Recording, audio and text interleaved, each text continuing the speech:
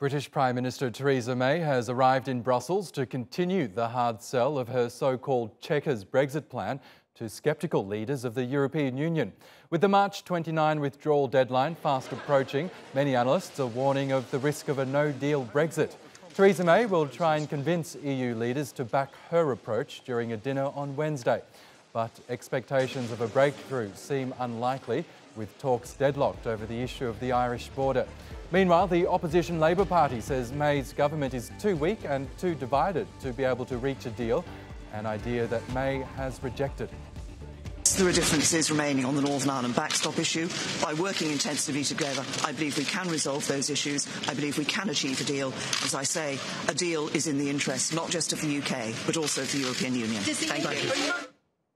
And for more on this, TRT World, Simon McGregor-Wood joins me now from Brussels. Simon, there's been a flurry of meetings ahead of this summit where you are. No one seems to be confident of any sort of a breakthrough. What do you expect to happen at this gathering? Well, don't forget, this was the summit where we were hoping for this Brexit breakthrough, for really catapult the talks forward and get the basics of the withdrawal deal, the terms, the legally binding terms under which the UK leaves the European Union next March, done and dusted. That's not the case, as you said in your introduction. This whole issue of the Irish border, the so-called Irish backstop, is the big deal. Theresa May, around about now, upstairs, is getting 30 minutes to talk to the other 27 EU leaders around their dinner table before their meal, to bring with her whatever new ideas, whatever creative new thinking she might have cooked up to try and break through this process. And then she'll be ushered out of the room while the leaders have their dinner and discuss whether or not what she's discussed or brought to the table is good enough to go forward. This idea of the November summit you also mentioned, that was going to be the summit where they actually signed all the deal and put it to bed.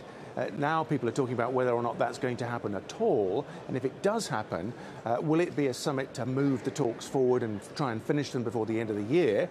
Or, as seems more likely now, will it be a summit where the 27 EU leaders of the remaining states get together and discuss in detail what they need to do to deal with the no-deal scenario, which, of course, does look more likely than ever.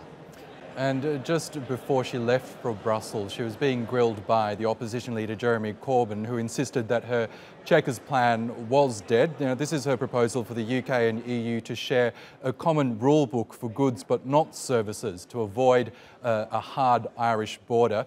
Is Corbyn right? Is her Chequers plan dead? Well, I think no one's calling it the Chequers plan. I think that's a bit of PR. That name seems to be rather a poisonous brand. She's moved away. She's not calling it that. She's sticking with the principles of her plan, unpopular though they are to many within her own party even. It's basically what she's trying to do is create a UK-wide customs arrangement with the European Union, which would include Northern Ireland. And the other new element that's introduced into the negotiations today is this idea of extending the implementation period. You'll remember perhaps that after Brexit in March next year, there's going to be a 21-month period in which the EU and the UK will hopefully negotiate their rosy new future trade relationship. One idea to try and unblock the process is to add a year to that process to give them more time.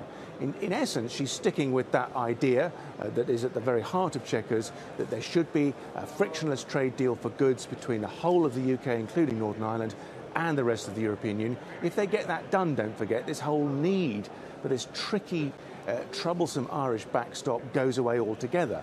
But we are a long way from that. But it is a pessimistic atmosphere at the moment, but there is a glimmer of hope around this idea of extending the so-called implementation transition period. All is not lost. Interesting. Okay, Simon McGregor-Wood in Brussels, thank you for that update.